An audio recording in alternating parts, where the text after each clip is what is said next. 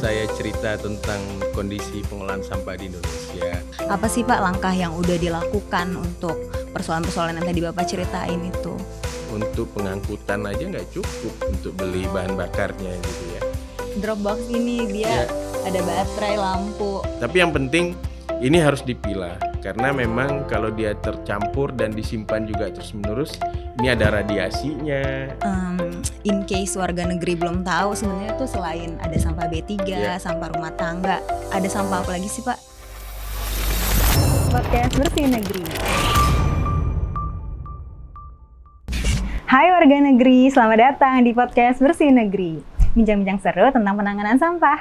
Kita mau ngobrolin urusan sampah loh, tapi yang bersih-bersih ya, bukan yang kotor-kotor. Nah, di episode ini kita bakal ngobrol seru bareng seseorang di balik penanganan sampah di seluruh Indonesia. Beliau adalah Direktur Penanganan Sampah KLHK, Bapak Nofrizal Tahar. Halo, selamat pagi Pak. Pagi Bella, apa kabar? Baik, Bapak apa kabar? Sehat.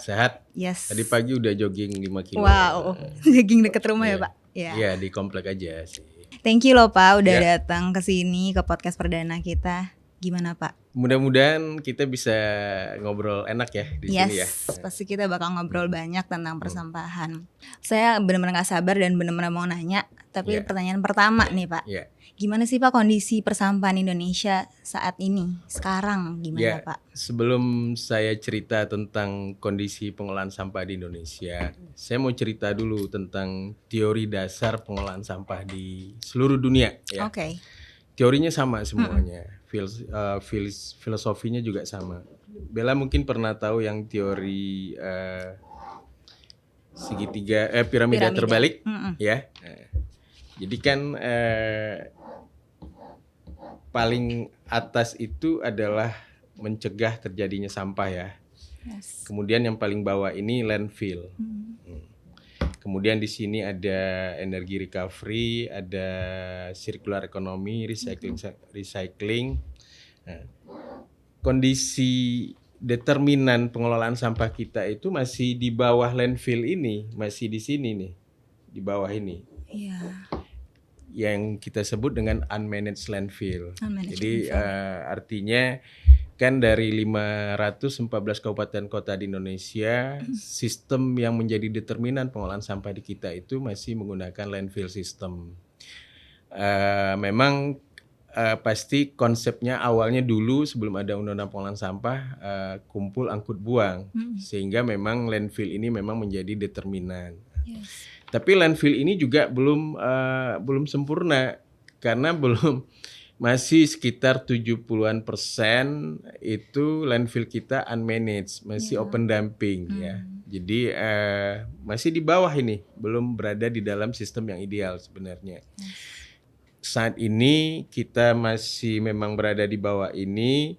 Dan kalau dari data sistem informasi pengelolaan sampah nasional kita itu kurang lebih capaian pengelolaan sampah di seluruh Indonesia itu 66,86%, kurang lebih 67% ya. Jadi masih ada 33% yang memang itu tidak terkelola dengan baik. Kalau kita bandingkan dengan data internasional, internasional itu kurang lebih 38% yang tidak terkelola. Jadi mungkin ada yang dibuang ke sungai, ada yang open burning gitu ya, ada yang illegal dumping. Jadi secara kalau kita bandingkan dengan internasional ya relatif kita masih baik. Tapi memang ini masih jauh dari kondisi sempurna. Karena bagaimanapun sebenarnya teorinya pengelolaan sampah itu harus 100%. Sekalipun itu landfill system gitu ya, yang menjadi determinan. Tapi harus 100%. Karena sampah itu nggak boleh tercecer ke lingkungan. Kalau masih ada yang belum terkelola itu akan tercecer ke lingkungan. Kemudian nanti mungkin masuk ke sungai, masuk ke laut. Apalagi itu sampah-sampah yang sifatnya plastik, anorganik gitu ya. Itu akan dengan sendirinya dia selamanya akan ada dan akan menyebabkan terjadinya pencemaran di ekosistem perairan, darat dan sebagainya. Kira-kira gitu kondisinya Bella sekarang ini.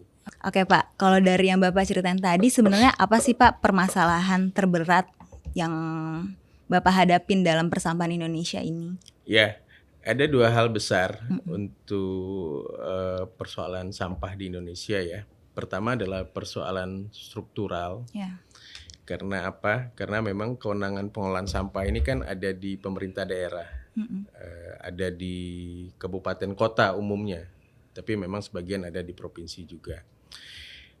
Persoalan strukturalnya adalah di mana urusan pengelolaan sampah ini masih menjadi urusan wajib non pelayanan dasar. Oke. Jadi di Undang-Undang Pemerintah Daerah, Undang-Undang 23 tahun 2014 itu dinyatakan bahwa memang pemerintah daerah itu memprioritaskan dulu urusan wajib yang pelayanan dasar. Ya. Sehingga memang kalau kita lihat secara nasional, secara rata-rata alokasi budget untuk pengelolaan sampah ini sangat-sangat kecil gitu loh ya. Jadi bahkan ada yang 0,01%, 0,1% gitu. Sementara secara empirik dari pengalaman-pengalaman kita itu berkisar di angka 2-3%. Misalnya kita lihat contohnya Kota Surabaya yang memang pengelolaan sampahnya bagus. Itu anggarannya adalah 3% terhadap APBD. Balikpapan juga. Jadi memang ini persoalan mendasarnya. Jadi kalau ini kita benahi untuk mendorong urusan sampah ini menjadi urusan wajib pelayanan dasar, mungkin ini daya ungkitnya lebih cepat sehingga persoalan struktural ini bisa kita kurangi, reduksi. Itu persoalan yang pertama. Sehingga memang anggaran pengelolaan sampah ini bisa memadai. Gak mungkin kita akan mendapatkan pengelolaan sampah yang baik kalau anggarannya sangat kecil. Untuk pengangkutan aja gak cukup. Benar, untuk beli bahan bakarnya gitu ya. Itu yang pertama. Persoalan yang kedua adalah persoalan kultural sebenarnya. Ini persoalan kesadaran masyarakat, persoalan perilaku. Sebagaimana kita ketahui yang saya juga selalu gunakan datanya itu BPS, Badan Pusat Statistik. Itu tahun 2018 melakukan survei, dia membuat namanya indeks ketidakpedulian lingkungan. Salah satu indeks terbesar itu adalah indeks ketidakpedulian terhadap pengelolaan sampah, di mana angkanya 0,72. Jadi kalau kita bahasakan dalam bahasa sehari-harinya, 72% orang Indonesia nggak peduli terhadap persoalan sampah. Jadi inilah persoalan seriusnya, persoalan struktural yang berkelindan dengan persoalan kultural gitu ya. Jadi memang nggak mudah memang menyelesaikan persoalan sampah ini karena urusan kultural dan strukturalnya menjadi persoalan serius. Jadi dua hal itulah yang memang yang harus kita selesaikan, baik struktural maupun kulturalnya. Oke Pak, terus kalau misalnya di Direktorat Penanganan Sampah sendiri nih Pak, apa sih Pak langkah yang udah dilakukan untuk persoalan-persoalan yang tadi Bapak ceritain itu? Ya, secara regulasi kita sudah sangat lengkap ya Bel. Kita sudah punya undang-undang tahun 2018, Undang-Undang nomor 18 tentang pengelolaan sampah khusus. Dan kemudian juga peraturan, perangkat peraturannya juga sudah lengkap ke bawah. Termasuk juga yang selama ini yang nggak kita atur itu terkait dengan sampah spesifik. Ya. Sekarang kita sudah punya peraturan pemerintah tentang sampah spesifik. Kemudian juga peraturan turunannya dalam bentuk peraturan menteri juga sudah hampir kita selesaikan. Mudah-mudahan dalam waktu dekat kita akan punya peraturan menteri terkait dengan sampah spesifik yang mengandung B3 dan limbah B3. Jadi udah lengkap sebenarnya. Jadi secara regulasi sudah, kemudian juga kita sebenarnya melakukan kebijakan pendekatannya dari hulu sampai hilir sebenarnya. Jadi kalau kita lihat filosofi teori dasar pengolahan sampah kita melakukan semua. Jadi mulai dari kebijakan paling atas, paling hulu bagaimana orang mencegah terjadinya sampah itu juga kita lakukan. Jadi 3 hal besar sebenarnya. Paling hulu itu adalah kebijakan bagaimana komitmen dari produsen yang kita kenal dengan Extended Producer Responsibility itu sudah kita keluarkan, dan mungkin juga di ASEAN mungkin Indonesia negara pertama yang mengeluarkan itu selain Singapura ya. Singapura mungkin nggak ASEAN itu ya kali ya. sendiri ASEAN dia, Plus Pak. kayaknya. Kemudian yang di tengah kita mendorong secara masif gerakan-gerakan masyarakat ya. Ada misalnya Bank Sampah, itu kan Indonesian original ya. Gerakan sedekah sampah maupun juga social ecopreneur.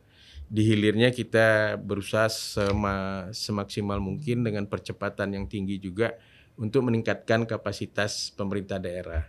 Baik itu dengan instrumen-instrumen dana alokasi khusus, dana insentif daerah, maupun juga dengan kebijakan-kebijakan yang sekarang juga cukup banyak ya, kerjasama dengan internasional misalnya. Itu kita juga berikan ruang-ruang untuk peningkatan kapasitas pemerintah daerah. Jadi kita harapkan kebijakan dari hulu sampai ke hilir ini secara masif dan pergerakannya juga bisa cepat, ini bisa meningkatkan leverage dari pengelolaan sampah di Indonesia. Tentu ini nggak mudah ya, karena memang Indonesia negara besar, kita baru punya undang-undang tahun 2008. Kalau kita bandingkan misalnya dengan negara Eropa, Denmark, itu mereka sudah punya undang-undang tentang pengelolaan sampah itu sejak tahun 1700 loh ya. Ya, tapi kita percayalah bahwa memang kita bergerak terus, kita on the track dan kita growing, tapi memang belum sempurna. Pak, menarik nih, tadi Bapak ngomongin tentang pemerintah daerah. Terus gimana sih Pak cara Bapak supaya encourage pemerintah daerah ini supaya bisa mengelola sampah jadi lebih baik gitu? Ya, berbagai hal ya kita lakukan. Misalnya pertama adalah kebijakan Adipura misalnya. Kebijakan Adipura ini kan sebenarnya satu upaya untuk melakukan evaluasi terhadap kinerja, termasuk di dalamnya adalah kinerja pengelolaan sampah di pemerintah daerah.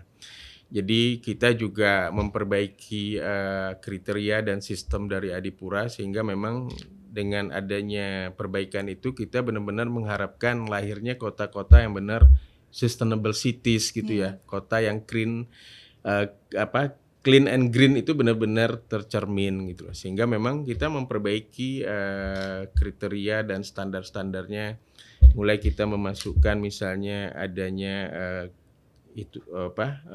prerequisite atau prasyarat misalnya kapasitas pengolahan sampah, kemudian operasional TPA-nya, termasuk juga luas ruang terbuka hijaunya. Ini kita harapkan benar-benar ini mendrive daerah itu untuk memicu atau untuk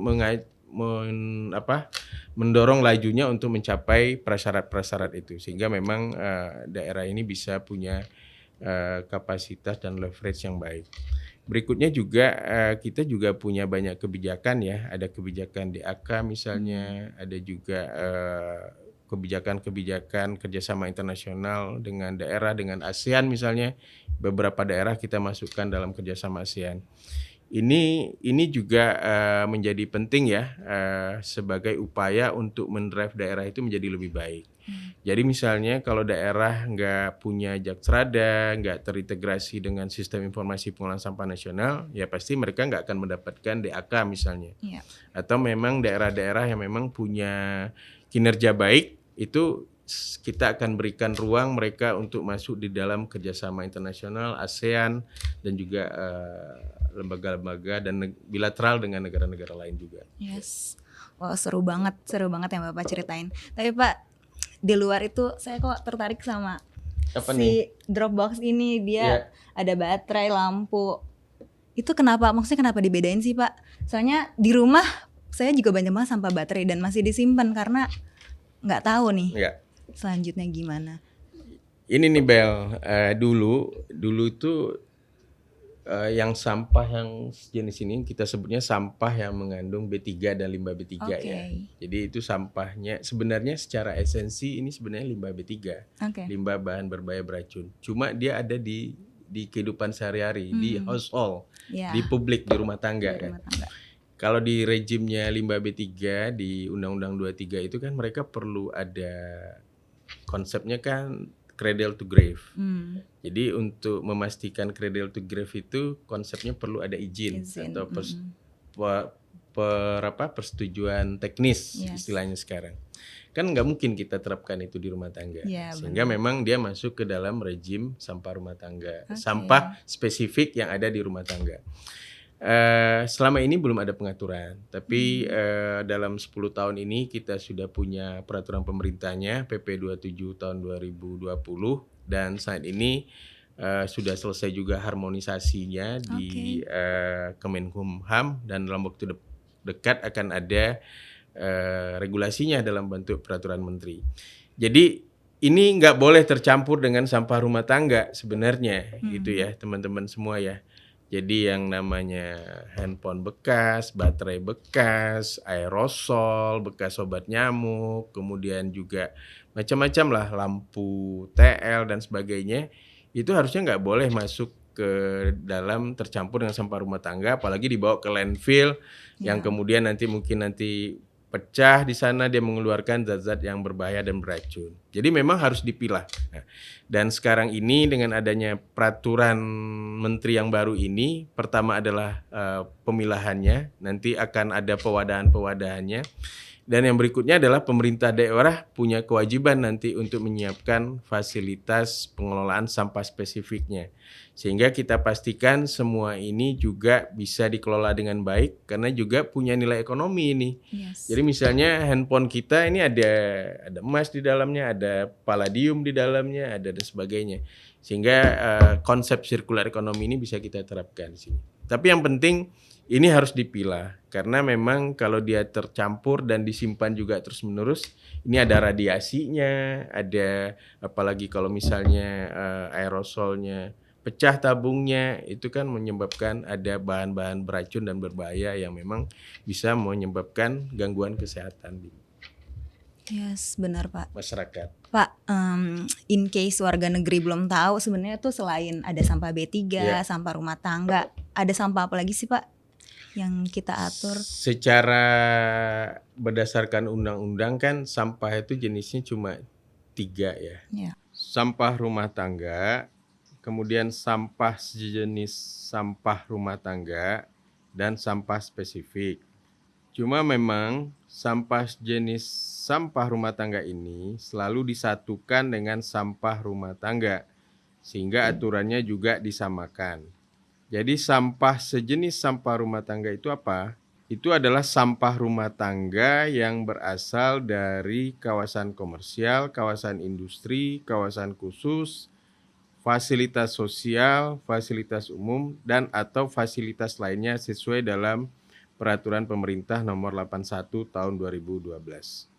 Sampah spesifik ada 6, ada sampah yang mengandung B3, ada yang sampah mengandung limbah B3, ada yang sampah timbul akibat bencana, ada yang sampah timbul secara tidak periodik, kemudian sampah bongkaran bangunan, ya. Dan satu lagi sampah yang timbul karena ada perkembangan teknologi yang belum kita. Oke Pak, mungkin next time kita bisa ngobrol lebih jauh tentang sampah spesifik karena menarik dan ini satu hal yang baru di tempat kita pasti belum banyak informasi tentang ini. Yang terakhir nih, ada nggak Pak kesan dan pesan Bapak? Indonesia. Satu lagi yang ingin saya sampaikan ya, saat ini pengelolaan sampah itu memang harus dilakukan secara profesional dan modern. Jadi berkaitan dengan persoalan struktural tadi, jadi saya selalu sampaikan pengelolaan sampah itu nggak bisa dilakukan sambil lalu saja. Kan selama ini umumnya juga yang melakukan itu adalah dinas kebersihan atau dinas lingkungan. Itu nggak bisa dilakukan sambil lalu saja, mereka juga sebagai regulator, juga sebagai operator. Karena pengelolaan sampah ini ada knowledge-nya, ada manajemennya, ada human resources-nya. Jadi saya berharap ke depan pengelolaan sampah ini harus dilakukan secara profesional dan modern, sehingga saya selalu mendorong bagaimana membangun industrialisasi pengelolaan sampah tersebut.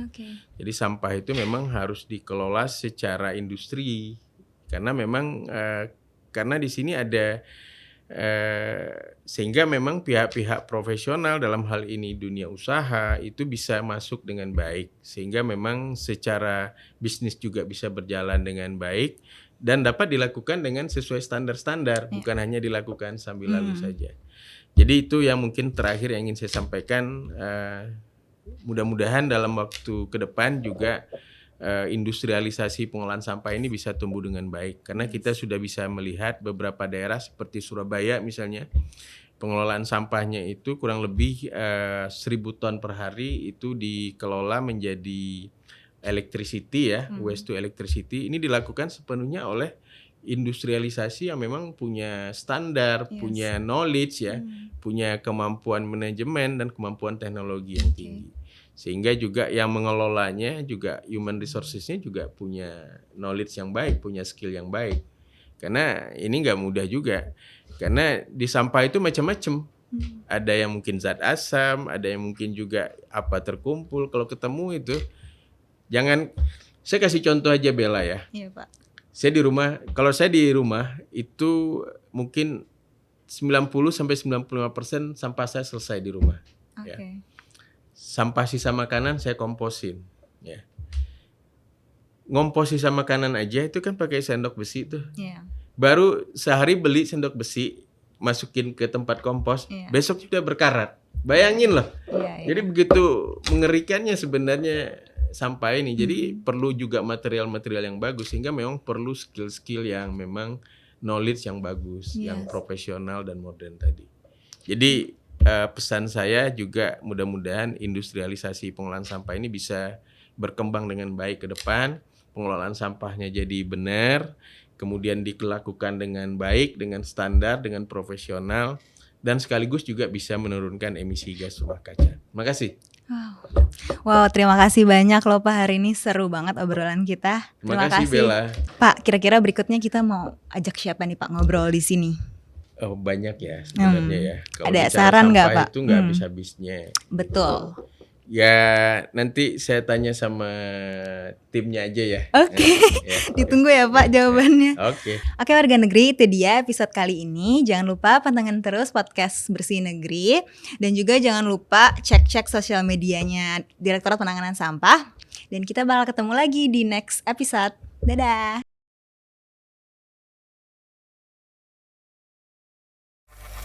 Podcast Bersih Negeri.